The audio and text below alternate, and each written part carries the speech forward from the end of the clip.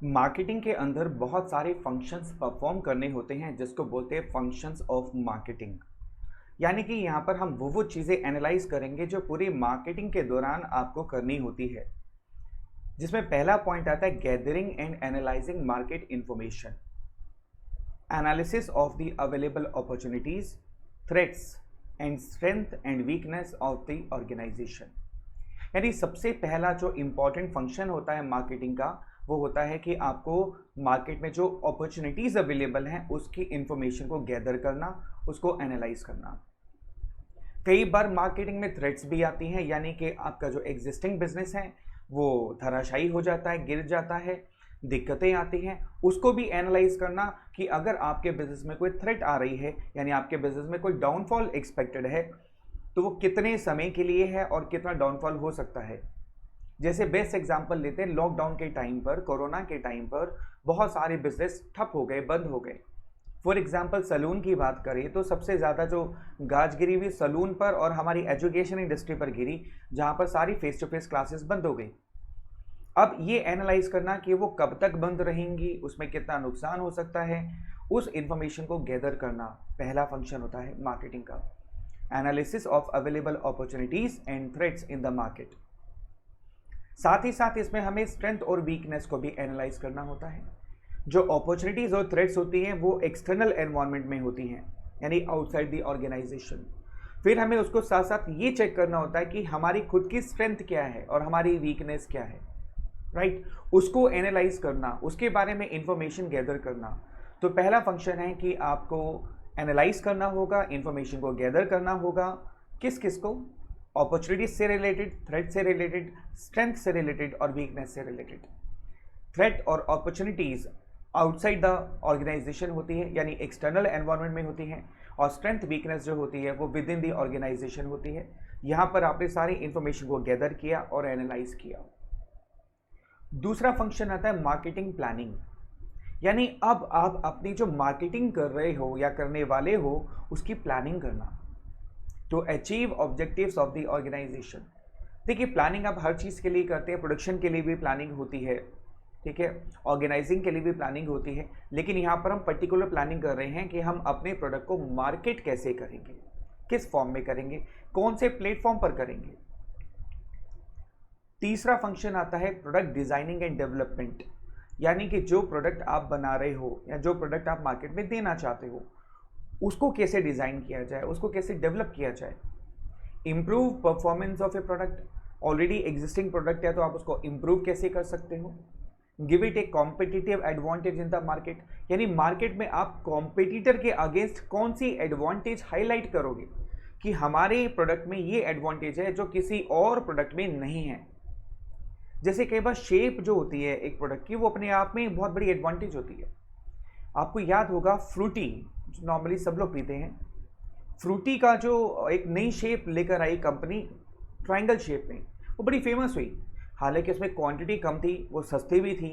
Normal Frooti 10 रुपए की आती थी, वो ट्रायंगल वाली फ्रूटी 5 रुपए की आने लगी। बच्चों को बड़ा अट्रैक्ट हुआ उसके प्रति कि वाह ये कितनी अच्छी शेप है। तो कई बार शेप भी एक कॉम्पिटिटिव एडवांटेज दे जाती है। स्टाइल, पैकेजिंग, बहुत सारी चीज़ें जो होती हैं वो अपनी पैकेजिंग के बेस पर बिकती हैं, राइट। उसका स्टाइल जो होता है, उसकी जो पैकेजिंग होती है उसकी वजह से ही चीज़ें बिक जाती हैं उसके अंदर में। तो आप अपने प्रोडक्ट को कैसे डिज़ाइन करोगे, कैसे डेवलप करोगे, ये भी एक मार्केटिंग का बहुत इंपॉर्टेंट फंक्शन माना जाता है। आप लोगों ने किंडर जॉय ज़रूर देखा होगा, जो बच्चे बड़े अट्रैक्ट होते हैं किंडर जॉय के प्रति। अब किंडर जॉय की जो शेप है, ओवल शेप है, वो बहुत अट्रैक्ट करती है बच्चों को। तो कहीं ना कहीं आप कॉम्पिटिटिव एडवांटेज जो है शेप के थ्रू भी दे सकते हो, स्टाइल के थ्रू भी दे सकते हो और पैकेजिंग के थ्रू भी दे सकते हो। चौथा फंक्शन आता है स्टैंडर्डाइजेशन एंड ग्रेडिंग। पहले तो ये समझना होगा दोनों में फ़र्क क्या होता है। स्टैंडर्डाइजेशन का मतलब होता है it ensures the buyers that goods confirm to the predetermined standards of quality, यानी जो पिछली बार आपने प्रोडक्ट यूज़ किया था उसकी जो क्वालिटी थी बिल्कुल सेम क्वालिटी अब भी आपको मिलेगी। इसको बोलते हैं प्री एश्योरेंस, यानी कि पहले से ही बायर को ये एश्योरेंस होता है कि लास्ट टाइम मैंने जो बुक खरीदी थी या लास्ट टाइम मैंने जो प्रोडक्ट खरीदा था बिल्कुल वैसी ही क्वालिटी इस बार भी मुझे मिलने वाली है। उसको बोलते हैं स्टैंडर्डाइजेशन। लाइक आप कोल्ड ड्रिंक कोई भी पीते हैं आप, तो क्या आप हर बार टेस्ट करके देखते हैं कि इस बार टेस्ट पहले से फ़र्क तो नहीं है? सेम होता है ना, करेक्ट, उसको स्टैंडर्डाइजेशन बोलते हैं। It ensures the buyers that goods conform to the predetermined standards of quality, price and packaging and reduces the need for inspection. अब इससे फ़ायदा क्या होता है? आपको बार बार इंस्पेक्शन करने की ज़रूरत नहीं है। आप बार बार इंस्पेक्ट करके नहीं देखोगे। इवन पार्ले जी बिस्कुट खा कर देखो आप, every time you will have a same taste. ऐसा नहीं है कि हर बार वो उसका टेस्ट बदल जाएगा। तो आप हर बार इंस्पेक्शन नहीं करते, खोलकर चेक नहीं करते यार सेम टेस्ट आ रहा है कि नहीं आ रहा, राइट। कुरकुरे ले लो आप, कोई भी चीज़ ले लो आप, जो आप स्टैंडर्ड फॉर्म में मिलती है उसका टेस्ट विल रिमेन सेम। ना तो उसमें इंस्पेक्शन की ज़रूरत होती है, ना टेस्टिंग की ज़रूरत होती है, ना ही प्रोडक्ट को इवैल्यूएट करने की ज़रूरत होती है। तो स्टैंडर्डाइजेशन का ये फ़ायदा भी होता है। अब यहाँ पर एक क्वेश्चन आ सकता है, डिफाइन स्टैंडर्डाइजेशन। फंस गए ना? देखो क्वेश्चन में से ही क्वेश्चन बनेंगे आपके एग्जाम के अंदर में, ठीक है। और ये फंक्शंस ऑफ मार्केटिंग बहुत बड़ा टॉपिक है जिसमें सारे फंक्शंस डिस्कस किए जा रहे हैं। तो वो कोई भी एक फंक्शन आपसे पूछ सकते हैं कि इसका मतलब क्या होता है। बहुत डीप में नहीं जाएंगे यहाँ पर, इसलिए आप देख रहे होंगे कि हम एक पॉइंट में बहुत ज़्यादा गहराई में नहीं जा रहे, क्योंकि यहाँ पर सिंगल पॉइंट क्वेश्चन आएगा तो वो 1 मार्क का आएगा। और अगर ज़्यादा मार्क्स के क्वेश्चन आते हैं तो वो आपसे ज़्यादा पॉइंट पूछेगा। तो examiner can ask you what do you mean by standardisation, तो आपको पॉइंट लिखना है, ensures the buyers that goods confirm to the predetermined standards of quality, price and packaging and reduces the need for inspection, testing and evaluation of the products. दूसरा point इसी में आता है, grading क्या होती है। आपने नोटिस किया कभी आप आम लेने जाते हैं तो आप पूछते हैं ये मैंगो कितने के हैं, तो दुकानदार बोलता है जी ये 100 रुपये किलो है, ये 80 रुपये किलो है। मैं सरप्राइज होता हूँ, लोग पूछते हैं अरे ये 80 रुपये किलो है तो ये 100 रुपये का क्यों दे रहे भाई? अरे ग्रेडिंग है, वो आम अलग है, ये आम अलग है। दुकानदार भी छूटते कहता है अरे भाई साहब जो लेना है ले लो ना, बस ये वाला लो ना, 100 वाला क्यों लेते हो आप? फिर बोलता नहीं नहीं ये 100 वाले ज़्यादा अच्छे हैं, ये 80 में लगाओ। Sir that is called grading, यानी कि प्रोडक्ट्स को उनकी क्वालिटी के हिसाब से अलग अलग ग्रेड में बांटना, उसको ग्रेडिंग कहते हैं। और ग्रेड सिर्फ क्वालिटी नहीं, और भी स्टैंडर्ड के बेस पर ग्रेड किया जा सकता है। जैसे आपने देखा होगा शैम्पू के पाउचेस, जो शैम्पू होते हैं वो अलग अलग ग्रेड किए जाते हैं। कुछ डैंड्रफ स्पेशलाइज्ड होते हैं, कुछ सिल्की हेयर के लिए होते हैं, कुछ नॉर्मल हेयर के लिए होते हैं। ऐसे ही आपने देखा होगा बालों में जो कलर लगाया जाता है उसमें भी ग्रेड्स होते हैं, black colour, black brown colour, है ना, और भी कलर्स आते हैं उसके अंदर में। तो फीचर्स के हिसाब से, क्वालिटी के हिसाब से अलग अलग कैटेगरी में डिवाइड करना, डिफ्रेंशिएट करना प्रोडक्ट को, उसको हम क्या बोलते हैं? Grading. It helps the product differentiation according to grades. जैसे हम एग्रीकल्चर प्रोडक्ट्स में ज़्यादातर ग्रेड करते हैं हम लोग। इवन आप आटा भी लेने जाते हैं तो दुकानदार बोलता है जी ये 30 रुपये किलो है, ये 40 रुपये किलो है, ये 42 रुपीज़ के जी है। अब आटा तो आटा है, लेकिन ग्रेड्स के हिसाब से, क्वालिटी के हिसाब से उसका रेट अलग अलग होता है, राइट। तो कितने फंक्शन हो गए? 4। पांचवा फंक्शन आता है packaging and labelling. Packaging and labelling not only protect the products but also serves as a promotional tool. देखो पैकेजिंग लेबलिंग जो होता है, पहले हम ये मानते थे कि पैकेजिंग का सिर्फ एक ही पर्पस होता है, प्रोडक्ट को प्रोटेक्ट करना, कि वो खराब ना हो जाए। लेकिन आज के प्रेजेंट सिचुएशन में पैकेजिंग अपने आप में एक मार्केटिंग टूल बन गया है। यानी जितनी अट्रैक्टिव पैकेजिंग होती है उतने ही ज़्यादा प्रोडक्ट के बिकने के चांसेस होते हैं। आपने देखा होगा प्रोडक्ट की पैकेजिंग पर ही इतना लुभावनी पिक्चर होती है, मन करता है भाई अभी ले ले, सामान खरीद लें। जैसे अंकल चिप्स की बात करें अगर हम लोग, तो दुकान पे लगा होता है और कहता है मुझे खा लो भाई, मुझे खा लो, बड़ी भूख लगी है, आ जाओ, मैं अवेलेबल हूँ आपके लिए। बढ़िया से चिल्ली पोटैटो लिखा होता है, उस पर रेड कलर टैंकी बना होता है, वह मुँह में पानी आ जाता है सोच के भी, है ना। तो अब आप देखो ना कि पैकेजिंग अपने आप में अट्रैक्ट करती है कंज्यूमर को, आओ भाई मुझे खरीद लो। तो that is a kind of marketing. तो आज पैकेजिंग की बात करें, लेबलिंग की बात करें, तो इसका सिनेरियो बदल चुका है। पैकेजिंग का मेन पर्पस सिर्फ प्रोडक्ट को प्रोटेक्ट करना नहीं, बल्कि एक मार्केटिंग टूल के तौर पे भी काम किया जाता है। खैर इसको हम बड़ी डिटेल में आगे डिस्कस करेंगे वीडियोस में। पैकेजिंग लेबलिंग बहुत डिटेल में टॉपिक है आपके सिलेबस में, तो मैं यहाँ ज़्यादा डिस्कस नहीं करूँगा, वो हम डिटेल में डिस्कस करेंगे आपके साथ में। फिर आता है ब्रांडिंग, ये भी आपके सिलेबस में बहुत डीप में है। ब्रांडिंग का मतलब होता है प्रोडक्ट डिफरेंशिएशन क्रिएट करना, ब्रांड बनाना, जिससे कस्टमर्स की लॉयल्टी बढ़ती है, कस्टमर्स का विश्वास आपके प्रोडक्ट के प्रति बहुत बढ़ता है, आपकी सेल बहुत प्रमोट होती है। जैसे फिलिप्स के बल्ब्स की बात करें, ट्यूब की बात करें, टेलीविज़न की बात करें, वीडियोकॉन की वॉशिंग मशीन, टेलीविज़न, रेफ्रिजरेटर, ये कुछ ऐसे नाम हैं जो ना ब्रांड बन चुके हैं। इसको खरीदते वक्त आदमी सोचता नहीं है कि यार ये प्रोडक्ट कैसा होगा, बोलता है अरे फिलिप्स का है, ले ले भाई, पक्का अच्छा होगा। ऑरेंज का फ़ैन है, बहुत अच्छा होगा। ठीक है, डेल कंपनी का ये इंस्ट्रूमेंट है, डेल कंपनी का माउस है, बहुत अच्छा होगा। लॉजिटेक का कैमरा है, बहुत बढ़िया होगा। ल्यूमेंस का आपके पास में अगर आप वो है विजुअलाइजर है तो ये अच्छा ही होगा। आई मीन अपनी अपनी कैटेगरी में ब्रांड बन चुके हैं। जैसे कपड़ों में आप जाते हैं, शूज़ में आप जाते हैं तो ब्रांडेड आइटम आप खरीदते हैं। खैर इसको हम बहुत डिस्कस करेंगे आगे वीडियो में। टोटल ब्रांडिंग के ऊपर एक वीडियो है जो आप मेरे साथ शेयर करेंगे आप लोग। फिर आता है कस्टमर सपोर्ट सर्विसेज, यानी कि आफ्टर सेल सर्विस क्या क्या दोगे आप माल बेचने के बाद में, जिसको हमने एक्सटेंडेड प्रोडक्ट भी पढ़ा था, आपको याद होगा? नहीं पढ़ा? नहीं याद ना, वीडियो ढंग से सुनते ही नहीं आप। याद है जब मैंने प्रोडक्ट की डेफिनेशन करी थी तो मैंने कहा था एक्सटेंडेड प्रोडक्ट क्या होता है? जो आफ्टर सेल सर्विस दी जाती है, कस्टमर की कंप्लेंट्स हैंडल किए जाते हैं, स्पेयर पार्ट्स दिए जाते हैं। याद आ गया?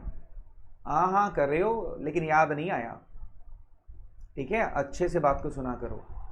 कस्टमर सपोर्ट सर्विस में आता है after sale service, handling customer complaints, उनकी एडजस्टमेंट करना, क्रेडिट सर्विसेज देना, मेंटेनेंस सर्विसेज देना, टेक्निकल सर्विसेज देना। टेक्निकल सर्विस से मुझे याद आया, नॉर्मली जब आप किसी ब्रांडेड कंपनी का एसी खरीद कर लाते हो तो उसको इंस्टॉल करने के लिए कंपनी से एक टेक्नीशियन आता है, वो आकर के प्रॉपर उसको इंस्टॉल करता है, फिर आपको गाइड करके जाता है इसको कैसे यूज़ करना है। देखा है ना ऐसे एग्जाम्पल? तो आपने घर में ज़रूर देखा होगा। इवन ओवन आप लेकर आते हैं तो उसके लिए टेक्निकल पर्सन आता है, फ्रिज लेकर आते हैं उसके लिए टेक्निकल पर्सन आता है आपको सपोर्ट करने के लिए। फिर कस्टमर इन्फॉर्मेशन, कस्टमर को इन्फॉर्मेशन प्रोवाइड करना, कोई दिक्कत आती है कस्टमर केयर देना, कस्टमर केयर नंबर देना, जब अपनी कंप्लेन रजिस्टर करा सके, उसका सोल्यूशन हो सके। दिस इज़ कॉल्ड की टू मार्केटिंग सक्सेस, और ये मार्केटिंग की सक्सेस में बहुत इंपॉर्टेंट रोल प्ले करता है, जिसको हम बोलते हैं customer support services. Next function आता है प्राइसिंग ऑफ ए प्रोडक्ट। इस पर भी एक बहुत डिटेल में वीडियो आपके साथ मैं शेयर करूंगा इसी चैप्टर में, कि किसी भी प्रोडक्ट का जो प्राइस है वो कैसे डिसाइड किया जाता है, कौन से फैक्टर के बेस पर प्राइस को डिसाइड करना बेटर रहता है, किस कंडीशन में प्राइस ज़्यादा होना चाहिए, किस कंडीशन में प्राइस कम होना चाहिए। But it is again a very important functions of marketing. It is a crucial decision, includes setting the pricing objectives, determining the pricing strategies and determining the price and changing the prices. कब price को change करना है, कितना price होना चाहिए, price की strategy क्या होनी चाहिए, प्राइस का ऑब्जेक्टिव क्या होना चाहिए, प्राइस किसी भी प्रोडक्ट का किन बातों पर रखेंगे, हम किन बातों को बेस बना करके प्राइस डिसाइड करेंगे। All will share in a particular video. Again it is one of the function of marketing, that is called pricing of product. फिर आता है promotion, informing the customers about the firms product, its features etc and persuading them to purchase these products। Promotion का मतलब ये होता है कि product के बारे में कस्टमर को इन्फॉर्म करना, उसके फीचर्स के बारे में बताना और उसको इनडायरेक्टली परसुएड करना, उकसाना कि वो हमारे प्रोडक्ट को खरीद ले। राइट, 4 इंपॉर्टेंट मेथड होते हैं, advertising, personal selling, publicity and sales promotion, और ये बहुत डिटेल में मैं आपके साथ शेयर करूंगा इस चैप्टर में। देखिए फंक्शंस ऑफ मार्केटिंग जो टॉपिक है इसमें ना आपको एक छोटा छोटा ट्रेलर दिया गया है कि कौन कौन से टॉपिक आप इस मार्केटिंग चैप्टर में करोगे।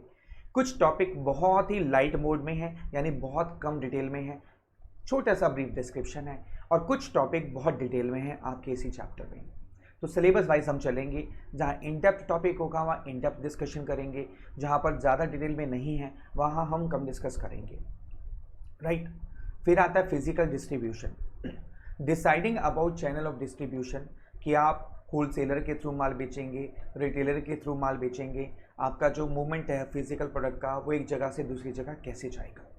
हालांकि इस टॉपिक में काफ़ी कट शॉर्ट हो चुका है, ये टॉपिक काफ़ी कट चुका है, तो बहुत छोटा सा टॉपिक रह गया है आपके सिलेबस में। पहले काफ़ी बड़ा टॉपिक हुआ करता था ये फिजिकल डिस्ट्रीब्यूशन। फिर आता है ट्रांसपोर्टेशन, ये डिटेल में नहीं है आपके टॉपिक में। It depend on factors such as nature of product, यानी आप अपने गुड्स को कंज्यूमर तक कैसे पहुंचाओगे। पहले तो आपकी फैक्ट्री तक रॉ मटेरियल कैसे आएगा, ठीक है। फिर आपके अगर प्रोडक्ट बनता है तो वो कंज्यूमर तक कैसे जाएगा, दोनों जगह ट्रांसपोर्टेशन इन्वॉल्व है। अब ट्रांसपोर्टेशन कौन सी यूज़ करोगे वो डिपेंड करेगा प्रोडक्ट के ऊपर, ट्रांसपोर्टेशन की कॉस्ट पे, और location of the target market, यानी आपका लोकेशन कहाँ है जहाँ पर आप अपने प्रोडक्ट को पहुँचाना चाहते हो। जैसे आपको पता होगा हर जगह रेलवे सिस्टम नहीं है, हर जगह एयरपोर्ट नहीं है, ठीक है, और हर प्रोडक्ट आप बाय रोड नहीं भेज सकते। मैं आपको बहुत सारे एग्जांपल दे सकता हूँ। जैसे मैंने आपसे कहा वेजिटेबल्स, अब वेजिटेबल्स को अगर आप ट्रेन में भेजोगे, अगर उसको हवा नहीं लग रही है तो वेजिटेबल सारी सड़ जाएगी पहुँचने से पहले, और बिकॉज वो पेरिशेबल गुड्स है वो तो ख़राब हो जाएगा। एग्स की बात करें तो एग्स भी आप जो है अगर आप एक चलती फिरती वैन में डालेंगे तो आधे एग्स तो भाई अंडे बन जाएंगे, टूट जाएंगे, वो तो यूजलेस हो जाएंगे। ग्लास की बात करते हैं, शैंड्रीले की बात करते हैं, आइसक्रीम की बात करते हैं, ब्रेड की बात करते हैं हम लोग, फर्नीचर की बात करते हैं हम लोग, पंखे की बात करते हैं, कंप्यूटर स्क्रीन की बात करते हैं। तो ये सारे प्रोडक्ट जो होते हैं सबका नेचर अलग अलग है। बहुत सारे पेरिशेबल प्रोडक्ट्स हैं, बहुत सारे ड्यूरेबल प्रोडक्ट्स हैं, बहुत सारे बहुत कॉस्टली प्रोडक्ट्स होते हैं। जैसे ज्वेलरी, अब ज्वेलरी इतनी छोटी सी हाथ में आ जाती है, आपकी मुट्ठी में आ जाएगी, लेकिन उसकी वैल्यू कई हज़ारों में लाखों रुपए में होती है। तो आप उसको नॉर्मल ट्रांसपोर्ट से तो नहीं भेज सकते ना। बिल्कुल ठीक कह रहे हैं आप। इसी वजह से मैं कह रहा हूँ कि आप कौन सा ट्रांसपोर्टेशन यूज़ करेंगे, it will totally depend on nature of product, उसकी कॉस्ट क्या है और location of the target market क्या है। फिर आता है स्टोरेज और वेयर हाउसिंग। स्टोरेज और वेयर हाउसिंग का मतलब ये है कि आप जब माल बनाएंगे तो सारा तो बिकेगा नहीं, ऐसा तो है नहीं कि जितना माल बनाया हाथ क्या बिक जाएगा, तो आपको स्टोर भी करना पड़ेगा। Storage warehousing it's one and same thing, right. तो it requires due gap between the production and procurement of goods. मान लीजिए आपने रॉ मटेरियल खरीद लिया तो प्रोडक्शन में टाइम लग सकता है, तो उस रॉ मटेरियल को कहाँ पर स्टोर करेंगे आप, खराब ना हो जाए। और अगर आपने माल बना लिया तो वो सेम डे बिकेगा नहीं, हो सकता है 2 महीने बाद बिके, हो सकता है सीजन आने पर बिके। जैसे आप विंटर के जो गारमेंट्स होते हैं वो समर में बनते हैं, लेकिन बिकते कब है, विंटर में, तो तब तक आप उसको स्टोर कहाँ करोगे आप। Like this is called storage और warehousing. It require due gap between the production and procurement of goods and their sale और use to maintain smooth flow of products in the market, ताकि market में उसका smooth flow किया जा सके products का market के अंदर में, राइट। उसको हम बोलते हैं स्टोरेज और वेयर हाउसिंग। ये हो गए टोटल 12 फंक्शंस हैं मार्केटिंग के जो आपके सिलेबस में हैं। अब मैं आपको एक छोटी सी बात बताता हूँ, एक स्कूल ने अपनी मार्केटिंग कैसे की। बहुत आसान सा एग्जांपल मैं आपको देता हूँ। नॉर्मली आप भी जानते होंगे बच्चे बंक बहुत करते हैं, आपने भी पक्का कभी ना कभी बंक तो किया होगा, कभी नहीं किया ना ना ना, इतने शरीफ बच्चे तो नहीं है, कभी एक बार तो ज़रूर किया होगा बंक, ये तो पक्की बात है। स्कूल जाते जाते तबीयत खराब हो गई, घर पे बैठ के बंक मार लिया, या यहाँ से घर से कह के गए स्कूल जा रहे हैं और स्कूल से गायब हो गए। तो एक स्कूल ने क्या किया, एप्पल कंपनी जो ब्रांडेड कंपनी है उसका जीपीएस निकाला। ध्यान से समझना, क्या किया, एप्पल कंपनी, एप्पल तो आप जानते हैं इतनी फेमस कंपनी है, उसका जीपीएस आया तो उन्होंने कहा कि हम इसको बैग में डालेंगे। किसमें, बैग में, बच्चों के स्कूल बैग के अंदर जीपीएस इंस्टॉल करेंगे, ताकि बच्चा जब घर से निकले और स्कूल पहुंचे तो पेरेंट्स को इन्फॉर्मेशन मिल जाए कि बच्चा स्कूल में पहुंच गया, और जीपीएस को मोबाइल में आप लोकेशन ट्रैक कर सकते हो बच्चा कहां पर है। वाओ भाई साहब, स्कूल्स की तो क्या ज़बरदस्त मार्केटिंग हो गई। और पीटीएम के अंदर में ये शेयर किया गया पेरेंट्स के साथ, बताइए करें कि ना करें, सारे पेरेंट्स इतने खुश, कहते सर इससे अच्छा क्या हो सकता है। एक तो बच्चे की सेफ्टी हो गई ना, भाई आप दिन में कभी भी लोकेट कर सकते हो, बच्चा स्कूल में है, बच्चा स्कूल से निकल चुका है, बच्चा रास्ते में है, घर से निकला तो कहाँ तक पहुँचा, कितने बजे स्कूल पहुँचा, सब कुछ ट्रैक किया जा सकता है जीपीएस सिस्टम से। तो एक स्कूल ने ऐसे ही किया और दबादब मार्केटिंग की। देखिए मैं आपको दिखाता हूँ, देखिए पीटीएम के अंदर में जीपीएस लॉन्च किया गया और वो एक ब्रांडेड कंपनी का जीपीएस था, और जीपीएस कौन सी कंपनी का था, एप्पल कंपनी का। हो गई marketing. These are all called functions of marketing. Hey, अच्छी स्टोरी थी ना, बट ऐसा होना चाहिए मुझे लगता है। इसलिए नहीं कि बच्चों को हमें कंट्रोल करना है, देखिए हमारा मकसद ये नहीं है कि बच्चों की जो लिबर्टी है, जो उनका बचपना है या जो उनकी शरारतें हैं उनको उन पर स्टॉपेज लगा दें। बट आज की प्रेजेंट सिचुएशन को देखते हुए, सेफ्टी मेजर को देखते हुए हमें लगता है कि ऐसा होना चाहिए। खैर टाइम बताएगा, क्या पता ऐसा हो जाए। वैसे मैं आपको बता दूं, कई स्कूल ऐसे हैं, प्लेवे स्कूल, मेरे एक दोस्त है उसका भी प्लेवे स्कूल है, उसमें भी सेम सिस्टम है। उसमें जीपीएस स्कूल में लगा हुआ है, मतलब जब बच्चा स्कूल में एंटर करता है सॉरी, और वो अपना थंब इम्प्रेशन लगाता है बच्चा, तो उसके पेरेंट्स को मैसेज पहुंच जाता है कि मम्मा मैं स्कूल पहुंच गया। जब वो स्कूल से बाहर निकलता है तो वो थंब इम्प्रेशन लगाता है कि स्कूल से मैं जा रहा हूँ, तो पेरेंट्स को मैसेज पहुंच जाता है कि मम्मा मैं स्कूल से निकल चुका हूँ और कुछ देर में घर पहुंच रहा हूँ। So parents just get aware कि बच्चा कब स्कूल पहुंचा और कब स्कूल से निकल रहा है।